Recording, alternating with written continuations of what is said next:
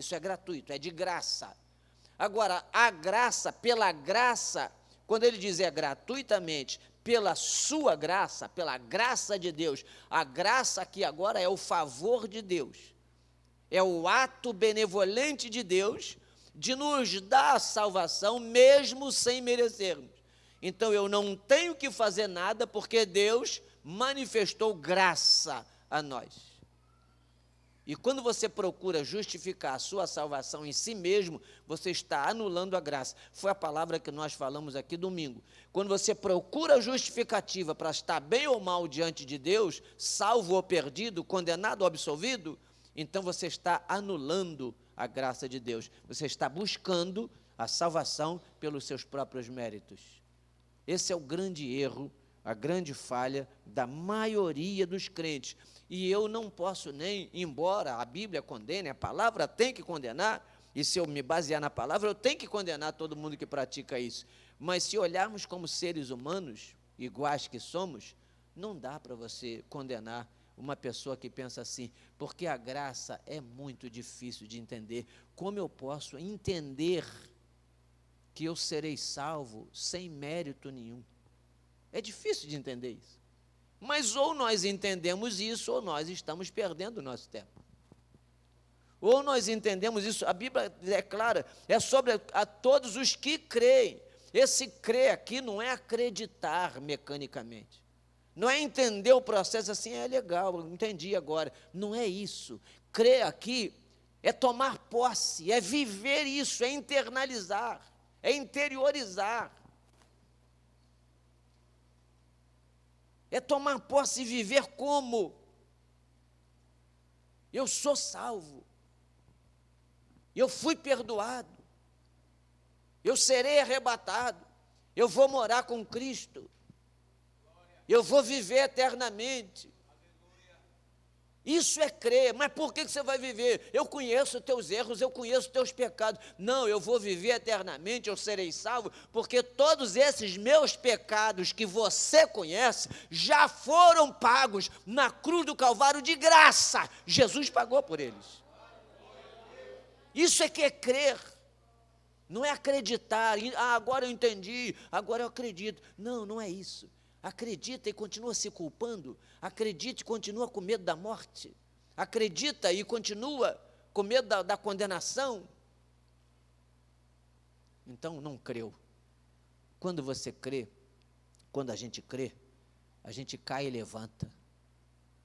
Você cai e levanta, você cai e não fica prostrado, cai e não se rende ao diabo. Irmão, o diabo é astuto, sagaz, perverso, maligno, e ele se serve da nossa falta de fé. O que mais derruba o crente não é o diabo, não, é a nossa falta de fé. Ele só se serve disso. Já que não tem fé, eu vou fazer ele acreditar que ele está perdido, nem adianta tentar mais. Aí ele consegue convencer o crente a se afastar de Deus, a se afastar da igreja, a se afastar da comunhão, se afastar de tudo, e alguns desistem definitivamente. Eu já tentei. Aliás, isso está muito ligado a um outro estudo que eu dei aqui há anos atrás. Eu já repeti esse estudo umas 2 vezes aqui. O primeiro foi há muitos anos, quase uns 20 anos, que eu falei sobre a carne, o cristão, a carne, o maligno e o Espírito Santo. O nosso relacionamento com essas questões. Quem sou eu? Como o diabo atua na minha vida espiritual? Como a minha carne atua na minha vida espiritual? Então, nós mostramos naquela ocasião que quem mais destrói o crente não é o diabo, não. Quem destrói o crente é o próprio crente. Porque ele fica esperando que Deus vai mutilá-lo. O crente, ele fica orando, Deus não me transformou ainda. Eu preciso de transformação, eu tenho que orar, jejuar, porque eu tenho que ser transformado, eu tenho vontade disso, eu tenho pensamento daquilo, eu tenho desejo daquilo outro, eu não consigo me libertar disso, eu não consigo parar de pensar isso, eu não consigo parar de desejar aquilo. Aí ele vai orar para Deus tirar isso dele. Deus não vai tirar. Deus não nos mutila. Ele não quer tirar. Se fosse assim, não seria justiça. Ele quer que vençamos isto. E aí ele vai falar sobre subjugar a carne. Ele não vai dizer assim, você não vai mais ter sentimentos. Nós mostramos que a carne, nesse contexto aí, são todas as tendências naturais do ser humano. E Deus não tira isso. Nós acabamos de falar que Deus permitiu que Adão comesse do fruto, porque Deus deu a ele o direito de escolher o que ele quer fazer.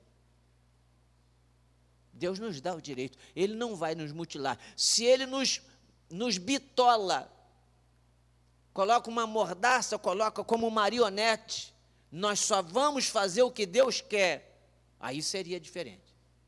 Eu só vou fazer o que Deus quer porque eu sou uma marionete, eu não penso, eu não sinto, Deus tirou meu pensamento, Deus tirou meu sentimento, Deus tirou meu gosto, Deus tirou meu prazer, Deus tirou tudo que era natural de mim, eu sou agora apenas um boneco, e eu só faço aquilo que Deus quer, que Deus me leva. Irmão, não é isso não. Ser guiado pelo Espírito não é ser marionete do Espírito, não. Não, é ter todas as tendências que todo ser humano tem, todos têm. E na hora que aquela tendência aflora e você diz assim, eu vou fazer, a palavra de Deus está em você, o Espírito Santo está em você, você tem comunhão com Deus e o conhecimento da palavra, e você diz assim, eu quero fazer, eu desejo fazer, mas eu não vou fazer. O desejo vai continuar, mas você não vai fazer. Você tem força da palavra e do Espírito para resistir, mas a tendência vai continuar em você. Amanhã você vai querer fazer de novo. Aí o crente fica orando para Deus tirar o desejo, tirar a vontade, tirar o prazer, tirar a tendência, tirar não sei o que lá, e Deus não vai tirar. Como ele não entende o que é graça, o que é carne, o que é espírito, ele vai chegar uma hora que ele vai desistir, vai assim, eu já tentei muito, eu estou 10 anos na igreja, não consegui mudar. Aí ele desiste. Crer na graça é resistir o mal em nome de uma salvação que Deus nos deu de graça, por misericórdia, por bondade, sem merecimento algum. Então agora eu tenho que resistir às minhas tendências carnais, naturais. Não todas. Por que não todas? Porque esse é outro grande problema. Nós achamos que tudo que é a tendência natural do ser humano é pecado. Você tem que entender qual é aquela tendência que vai afrontar a Deus, vai desacatar a Deus, para você evitar. Agora, as outras tendências, eu vou dar aqui alguns exemplos simples, muito simples. Você come por causa do espírito ou por causa da carne? Sentir fome é espiritual ou é carnal?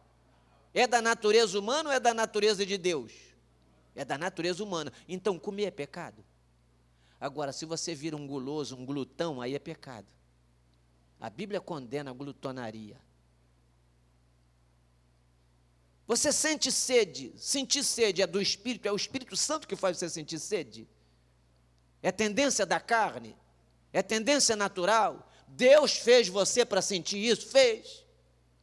E quantos outros desejos são naturais que Deus colocou em nós?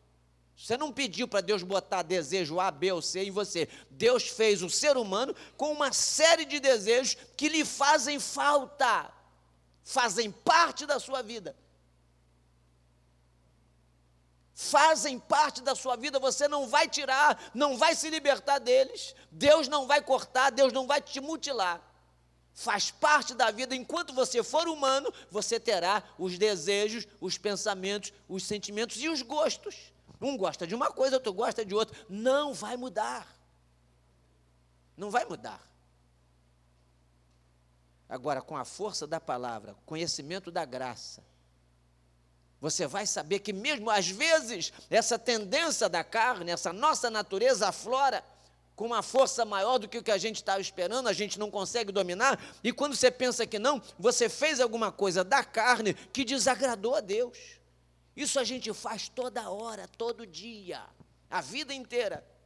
Nunca vai deixar de acontecer isso. Só vai deixar de acontecer isso quando você morrer, quando esse corpo for para a terra. Enquanto estivermos dentro desse invólucro, toda hora, todos os dias, a nossa tendência natural de ser humano vai fazer alguma coisa que vai desagradar a Deus. E aí, quando isso acontece, é o fim? Não. Por que que não é o fim? Quem pode responder? Por que que não é o fim? Por causa de quê? Por causa da graça. Estão compreendendo? É por causa da graça. E quando fala de graça, você tem que comparar as duas dispensações, pelo menos a graça e a lei. Porque o grande diferencial está nisso aí, na dispensação da lei, se pecasse, tinha que morrer. Se você não morre, você tem que apresentar um animal seu para morrer no seu lugar. E tinha todo um critério para apresentar esse animal. Não é qualquer animal. O apóstolo fala em a sua carta aos Hebreus que sem derramamento de sangue não há remissão de pecados. Então, pecou, vai morrer, não tem solução, não tem perdão, não tem misericórdia. Na graça não tem misericórdia. A única misericórdia aplicada na graça é através da morte de um animal, que teria que ser identificado com o seu dono. Hein? Na lei, lá na dispensação da lei, não tem misericórdia. Pecou, vai morrer. E a única misericórdia manifestada lá era a permissão de sacrificar o seu animal no seu lugar. Mas que alguém vai morrer, vai. Ali tem que pagar pelo pecado. Já na graça não. Na graça você não tem que pagar pelo pecado. Você não tem que pagar pelo crime. Nem fiança você paga.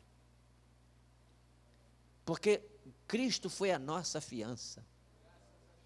Você consegue entender isso? É demais para a nossa cabeça limitada, não é? Não é demais?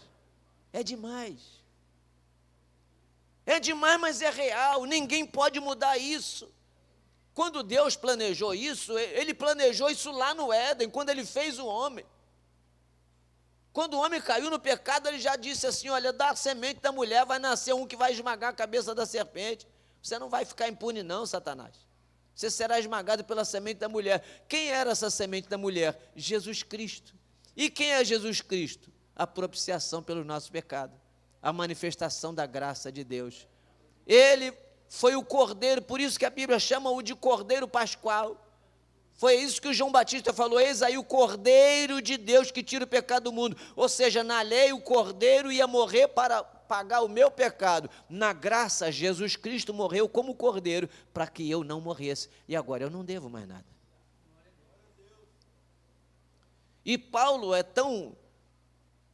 ele aprofunda tanto esse assunto na carta aos Hebreus, supondo que Paulo a escreveu, que ele faz comparação. Na época da lei, além de você matar um animal no seu lugar, oferecer um animal para morrer no seu lugar, você tinha que fazer isso todos os anos. Não mata um animal hoje, está resolvido, já paguei pelos meus crimes. Não. Todo ano você tinha que matar um animal para cobrir o seu pecado, para você não morrer. De ano em ano tinha que oferecer sacrifício para você não morrer. Aí Paulo vem e diz assim, olha, isso era lá na lei. Agora na graça, Jesus fez o sacrifício uma única vez. E nunca mais ele precisará fazer de novo, porque o seu sacrifício é eficaz, é para toda a vida. E você não vai mais levar Cristo para a cruz para te perdoar os pecados que você cometeu ontem, não. O pecado que nós cometemos ontem, hoje de manhã, eles já foram perdoados na cruz do Calvário há mais de 2000 anos. É uma loucura isso, não é? É loucura? É uma loucura. Mas é interessante que houve uma época que a igreja romana vendeu o perdão e as pessoas acreditavam. Escuta aqui, é um negócio absurdo. Você acha difícil acreditar que Deus, na sua soberania, no seu poder imensurável, dono de toda a ciência, de todo o poder e de toda a autoridade, no universo, não é só no céu e na terra, é no universo. Deus cria um projeto para nos salvar de graça. E a gente não acredita, não, isso é coisa demais, não dá para acreditar. Mas há anos atrás, a igreja romana estabeleceu a venda de perdão, e era pela estimativa de vida e pela estimativa de quantos pecados você ainda ia cometer. É um absurdo. Aí chega um sujeito novo, quantos anos você tem? 15. Você acha que vai viver até quanto? Até uns 80. Ih, meu filho, você tem muito que pecar até lá. Ih, mas você vai pecar demais. Você com 15 anos só, até 80, mas você vai pecar horrores. E quanto é que eu tenho que pagar aí para eu ficar livre desses pecados que eu vou cometer até eu morrer? É muita coisa, meu filho, você é muito novo, você tem muito tempo para viver ainda. Era uma fortuna. Aí pega o sujeito mais velho, né? Quantos anos você tem? 90. Está perto de morrer. Você paga uma mixaria, que você vai, tem poucos pecados para pagar. E as pessoas acreditavam e pagavam. As pessoas acreditavam, vou pagar, e a partir desse pagamento, eu posso viver e pecar a vida inteira, que eu já paguei pelos meus pecados. Meu Deus, que blasfêmia, meu Jesus. Quem paga pelos pecados é Jesus Cristo. Ele pagou uma única vez. É por isso que é uma blasfêmia. Nós lemos aqui domingo, se você está procurando mérito na sua salvação, você já caiu, já saiu da graça, e você não está em Cristo, você está cortado de Cristo, cortado da graça. Você não pode procurar méritos em você mesmo. Eu quero ler mais, essas coisas mexem a beça comigo, porque para mim a maior dificuldade, o problema do crente é entender a graça e viver a graça. Porque parece apologia ao erro. Não, a graça não é apologia ao pecado. A graça não é liberdade para pecar. A graça não é anulação da santidade. A graça não é impor irresponsabilidade e descompromisso diante de Deus. Eu posso viver o que eu quiser, fazer o que eu quiser, porque eu estou na... Não existe isso. A Bíblia não deixa margem para isso. O apóstolo João, abre de novo, por favor, sua Bíblia em São João capítulo 2, primeira epístola de João. Primeira epístola de João. Pode ler para mim quem achou o capítulo 2, verso 1 e 2. Quem achou, por favor?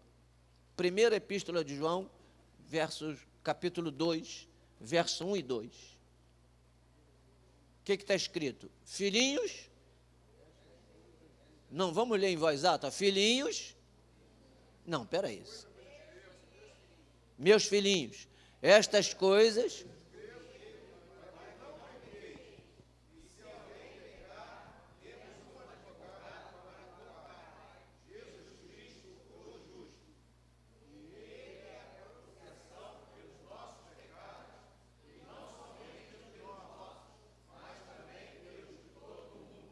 Ou seja, não é só para os crentes não, hein? Não é só pelos nossos, é pelos de todo mundo. Aí está o tamanho da graça de Deus. Mas vamos lá, olha o que ele diz. Filhinho, eu não estou dizendo aqui que a graça dá liberdade para você pecar, não. Eu estou escrevendo para você não pecar. Não é isso que está dito aí? Meus filhinhos, estas coisas vos escrevo para que não pequeis. Não é liberdade para pecar. Não é liberdade para viver o que quiser e onde o nariz apontar, não é isso não. Não, isso aqui é para aquele que está lutando para ficar de pé, lutando pela salvação, lutando para ficar na presença de Deus, mas cai toda hora, isso é para esse. É para aquele que entende que ele precisa ficar diante de Deus, ele precisa viver uma vida íntegra, mas ele reconhece a sua fraqueza e toda hora ele cai. Quando ele cai, diz assim, não, eu caí, mas eu vou levantar de novo. Eu tenho um advogado. E é muito interessante que esse texto aí, ele fala de duas figuras, advogado e propiciação. Não está isso aí em São João? Nós temos um advogado junto ao Pai. Qual é o papel do advogado? Nesse caso aí, é defender o seu cliente. O papel do advogado é defender contra a acusação. Isso aí é advogado de defesa. A Bíblia diz que o diabo diante de Deus nos acusa dia e noite, mas também diante de Deus nós temos o advogado junto a Deus todo dia.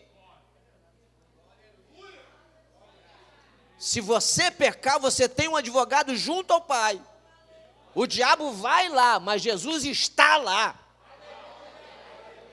Ele vai lá para acusar, mas Jesus está lá. Quando ele chega, Jesus já levanta. Aqui não, meu filho. Pai, não dá ouvido a esse chifrudo não, porque eu já paguei por ele. Aqui a sentença dele já foi rasgada.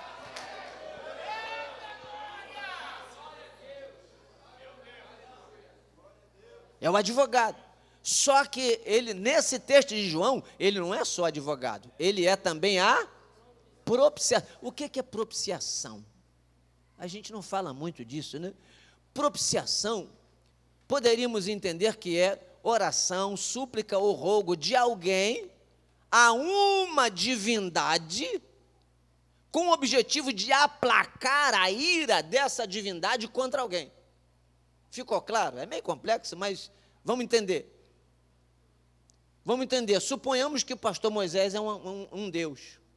E ele está morrendo de raiva do pastor Rogério, que fez alguma coisa errada contra ele, e vai punir. Não, isso aqui não dá para passar, não. Vai ter que ter castigo, vai ter que punir.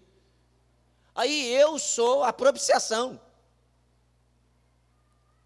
Então eu vou chegar para essa divindade e vou convencê-lo a não punir o pastor Rogério. Então eu sou a propiciação. Eu vou à divindade e eu vou suplicar a favor dele para que ele não seja punido. E o meu argumento, a propiciação não é só um pedido, porque o advogado também já faria isso, mas a propiciação é a capacidade de quebrantar, de aplacar a ira. Aplacou a ira. Deus estava irado, mas Jesus é a propiciação, diz assim, aplacou a ira. Ele é advogado, mas é também a propiciação. Qual que você prefere? Os dois. Os dois. Ele é a propiciação. E esse texto de Romanos que nós lemos aí, vamos voltar a Romanos capítulo 3, o verso 22 diz assim: isto é a justiça de Deus pela fé em Cristo Jesus para todos e sobre todos que creem, porque não há diferença, porque todos pecaram e destituídos da forma da glória de Deus. Verso 24, sendo justificados gratuitamente pela sua graça, pela redenção que há em Cristo Jesus. Ao verso 25, ao qual, vamos ler? Ao qual Deus propôs para o quê? Quando ele diz ao qual, ele se refere a quem?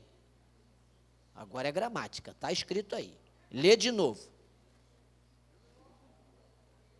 Sendo justificado gratuitamente pela sua graça, pela redenção que há em Cristo, o qual Cristo, Deus propôs para a propiciação. Esse é o qual aí é Cristo. Deus propôs Cristo para a propiciação. Agora o detalhe, ele já é o propiciador, ele já é a propiciação, porém, há um detalhe, só alcançamos essa graça da propiciação pela fé em quê? Pela fé em quê? No seu sangue. Quando fala do sangue de Cristo, está apontando para quê? Está indicando o quê?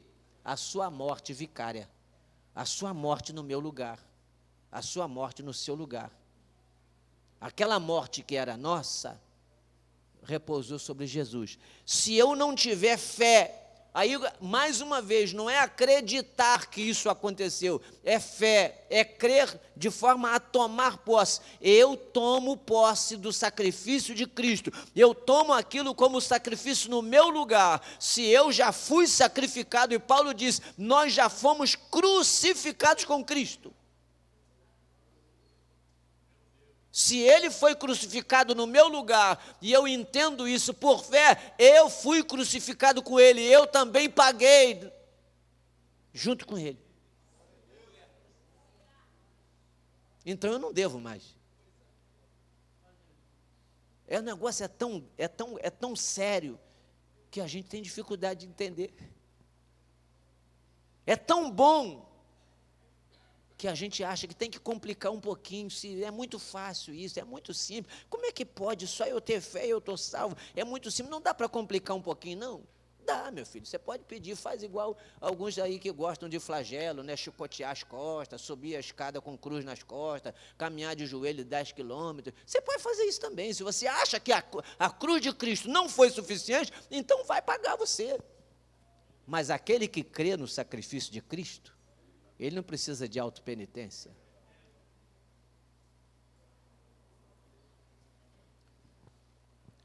Vamos seguir o texto, ao qual Deus propôs para a propiciação pela fé no seu sangue, para demonstrar a sua justiça pela remissão dos pecados dantes cometidos sob a paciência de Deus. Ele vai nos remir dos pecados que nós já tínhamos cometido e Deus já tinha visto. Por que ele não nos matou então?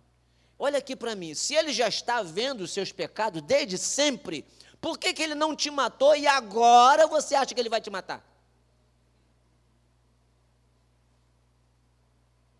Por que ele não te matou antes? Mas tem mais coisa aqui que precisa ser dito. Para a demonstração da sua justiça nesse tempo presente, para que ele seja justo e justificador daquele que tem fé, em Jesus. Onde está logo a jactância? É excluída. Por qual lei? Das obras? Não, mas pela lei da fé. Ah, meu Deus, é pena que a hora passa. O que é jactância, hein? Onde está a jactância? A jactância está no nosso meio toda hora, por ignorância, por não conhecer a graça. Jactância é arrogância,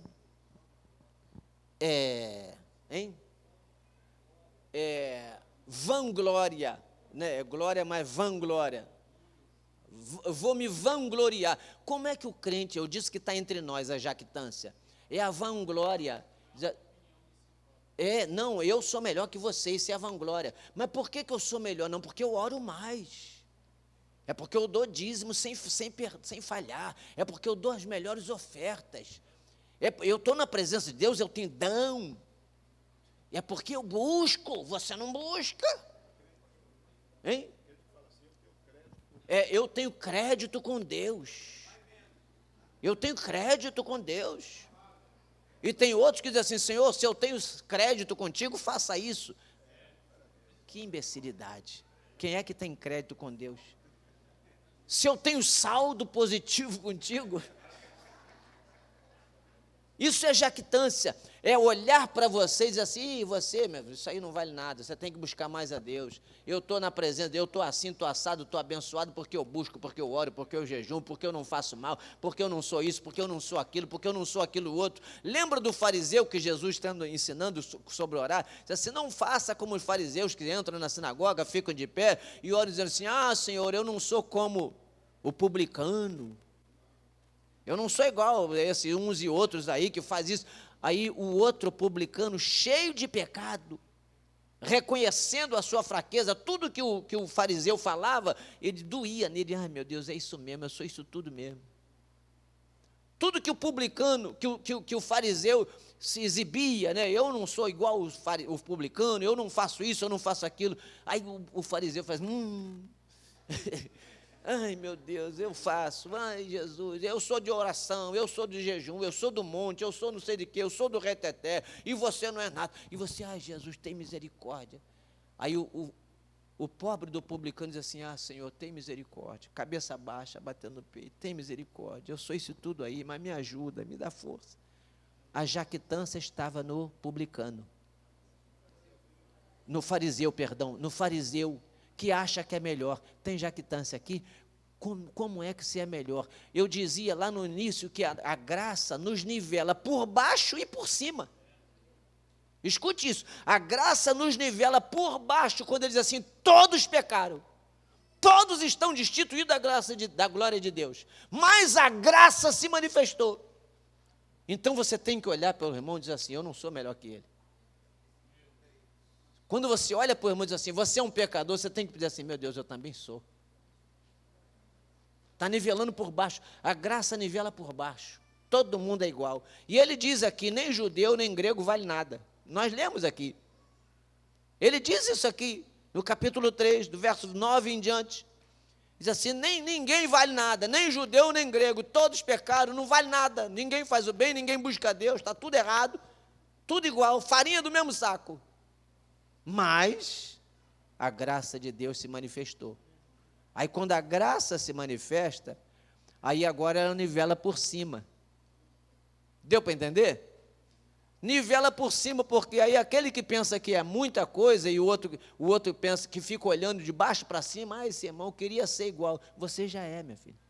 Você já é igual àquele que você acha que é o melhor de todos, você já é igualzinho a ele. A graça nos nivela.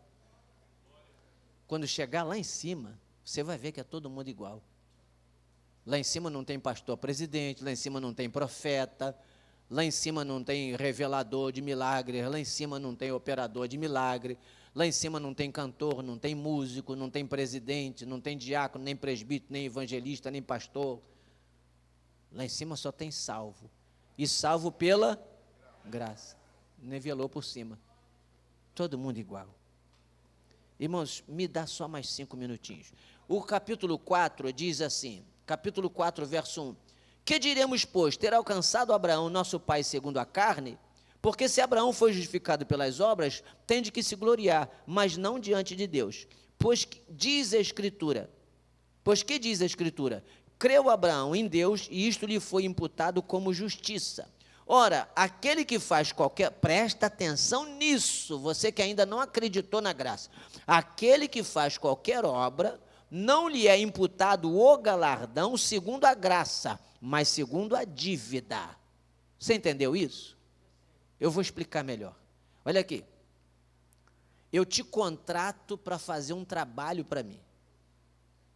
Aí eu te contrato, você dá um preço. Olha, eu vou fazer esse trabalho, mas o meu preço é X. Tá bom, está contratado, você vai fazer. Quando você terminou de fazer esse trabalho, você vem me cobrar. Ô patrão, eu já fiz o que o senhor mandou, meu salário. Quando eu meto a mão no bolso para te dar esse dinheiro, eu não estou te dando de graça, não é um presente, eu estou pagando uma dívida que eu contraí com você.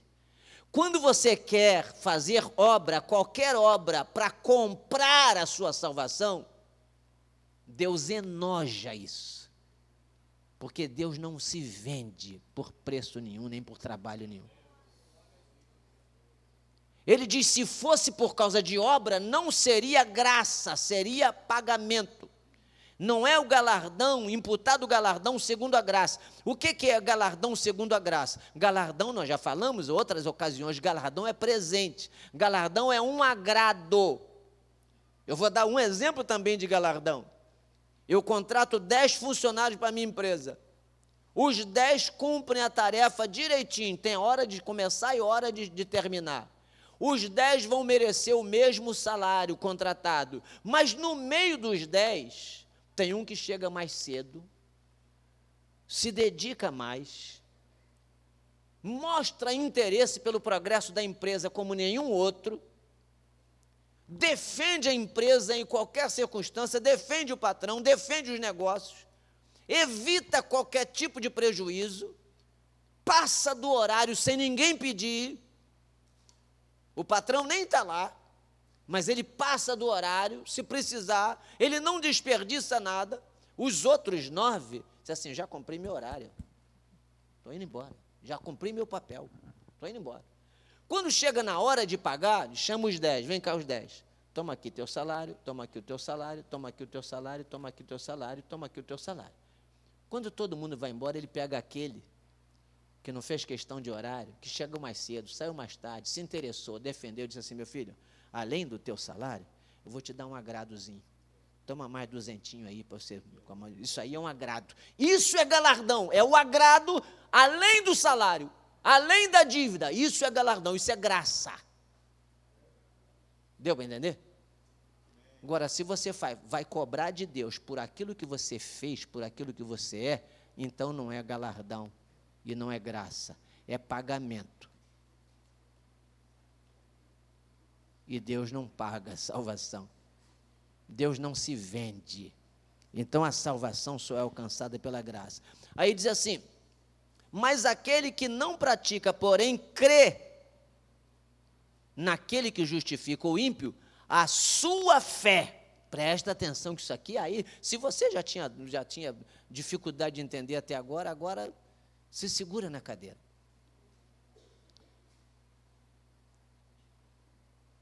Aquele que não pratica, porém crê, ou seja, aquele que não está buscando fazer obras para justificar sua salvação. Ele não está buscando obras para justificar, mas ele crê naquele que justifica o ímpio. É crer, é a fé verdadeira, a fé genuína. Eu creio que Deus me justifica. Ele justifica o ímpio. Por mais ímpio que você se coloque, por mais pecador que você se sinta, você tem que crer que Deus é aquele que justifica o ímpio. O que é justificar? É declarar justo. É não imputar pecado. Aquele que não pratica, porém crê naquele que justifica o ímpio, a sua fé lhe é imputada. Meu Deus, a sua fé é imputada como justiça. Não interessa o que é que você fez ou o que é que você deixou de fazer, interessa o tamanho da sua fé. Você tem fé verdadeira no sacrifício da cruz, esta fé já é imputada como justiça. O que é imputar? É botar na sua conta, é acreditar na sua conta. Coloco na sua conta essa fé. Agora, a tua fé eu transformo em justiça. A partir de agora, por causa desta tua fé, você é uma pessoa declarada justa. Ah, mas Senhor, eu cometi tanto pecado. A tua fé atrai a justiça de Deus e faz com que Deus, através da obra de Cristo, te declare justo. Assim também Davi declara: bem-aventurado o homem a quem Deus imputa a justiça sem as obras. Isso está no verso 6, tá? Bem-aventurado o homem a quem Deus imputa a justiça, ou seja, coloca a justiça de graça no nosso colo, sem as obras. E ele diz ainda: bem-aventurado aqueles cujas maldades são perdoadas. Quem são esses cujas maldades são perdoadas? Aqueles que por fé creem na salvação de Cristo Jesus, na obra da graça, e são imputados por justiça. E ele segue dizendo: cujas maldades são perdoadas e cujos pecados são cobertos. Verso 8, eu já estou terminando aqui. Bem-aventurado o homem a quem o Senhor não, vamos falar de mais forte, os irmãos estão com a Bíblia ainda? Verso 8, bem-aventurado o homem a quem o Senhor não imputa pecado. Já falei, o que é imputar? Colocar na sua conta. Aí você morre por causa de um pecado que cometeu, você não crê que vindo a Jesus arrependido, se você já se arrependeu, eu não estou falando daquele pecado que você não se arrepende, esse não tem perdão não. Agora, você cometeu o pecado e se arrependeu dele, reconheceu que está errado e chegou a Cristo crendo no perdão, crendo na graça, aí a Bíblia diz que Deus não vai mais lhe imputar esse pecado. Ele não vai mais colocar na tua conta esse pecado. Irmão, se você não acreditar em mim, eu acho justo você não acreditar em mim. Agora, o que eu estou pregando aqui está na palavra de Deus. É o próprio Espírito Santo que colocou isso na Bíblia. Eu não invento isso aqui, não. Se você não é capaz de crer nisso, eu lamento informar que não tem salvação para você. Se você não é capaz de crer na graça, eu lamento informar, não há salvação para a sua vida. Não há salvação. A Bíblia diz que a salvação é para todo aquele que crê. Quem crer e for batizado será salvo. Quem não crê já está condenado. A pessoa pensa que crê é levantar a mão e vir aqui à frente. Não, isso não é crer, não. Isso é tomar uma decisão de, a partir de agora, acompanhar a igreja aqui. Agora, crer é abstrato, é subjetivo, é aqui dentro, é fé, é tomar posse. Eu creio, eu vou viver isso daqui para frente, ninguém mais vai me tirar isso. Isso é que é crer. Vem, pois, esta bem-aventurança sobre a circuncisão somente ou também sobre a incircuncisão? Porque dizemos que a fé foi imputada como justiça a Abraão. E aí eu encerro com o primeiro e segundo verso do capítulo 5. Assim como a fé, o que Abraão fez para Deus declarar Abraão um homem justo e se tornar o pai da fé? Ele apenas creu. Qual foi a obra que ele praticou? Ele estava lá em Ur dos Caldeus, está nem aí para nada, vivendo a sua vida. E Deus chama ele e fala assim: eu vou fazer de você uma grande nação. A partir daí muda a vida de Abraão, porque ele demonstra uma fé inabalável em Deus. E ele assume a atitude e postura de uma pessoa que tinha fé em Deus. Ele cria num Deus, e é muito importante lembrar que Abraão não tinha um guia espiritual. Hoje você tem pastor, você tem pregador, você tem líder para ensinar, para estudar a Bíblia, para mostrar. Abraão não, ele estava perdido no meio de uma geração igual Noé. Quem era o líder de Abraão? Qual era a igreja dele? Quem era o sacerdote dele? Quem era o pastor dele? Quem ensinava alguma coisa? Não, era ele e a sua fé em Deus. E Deus imputou isso como justiça. O capítulo 5, sendo, pois, justificado pela fé, só leia, por favor, o verso 1 e 2, e a gente fecha aqui. Capítulo 5 de Romanos, verso 1 e 2. Sendo, pois, justificados pela fé, temos paz com Deus por nosso Senhor Jesus Cristo, pelo qual também temos entrada pela fé a esta graça, na qual estamos firmes e nos gloriamos na esperança da glória de Deus. Então, o texto aqui encerra por hoje dizendo: tenha paz com Deus. Sabe por que a gente fica sem paz com Deus? Porque a gente fica vendo o pecado que a gente cometeu e a gente fica se cobrando como se a gente tivesse que pagar por ele. E aí você perde a paz. Você não tem paz para orar, você não tem paz para tomar ceia, você não tem paz para vir para a igreja, você não tem paz para entrar em comunhão com Deus, porque o teu pecado te condena e você fica sob a condenação. Você não consegue entender que basta arrepender-se, desviar-se do erro e se curvar diante daquele que é o nosso advogado e é a nossa propiciação. Se pecardes, tens um advogado junto ao Pai, Jesus Cristo justo.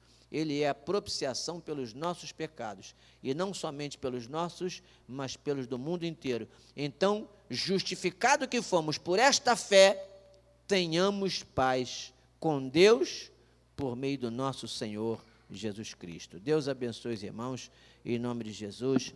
A partir da próxima semana, se Deus quiser, entraremos com outros temas, não é isso? Nós provavelmente vamos... Eu estou combinando aqui com a diretoria da igreja que nós vamos fazer um revezamento aqui de pastores diferentes, com temas diferentes, para trabalhar aqui o tempo que for necessário, com temas que Deus tem levantado nessa igreja, vários homens de Deus, e vai sair da monotonia. Os irmãos, em vez de ficarem me ouvindo todo dia, vão ouvir cada período um pastor diferente, com uma mensagem, com um tema de edificação para a igreja, a cada terça-feira. Amém? Orem por isso, orem por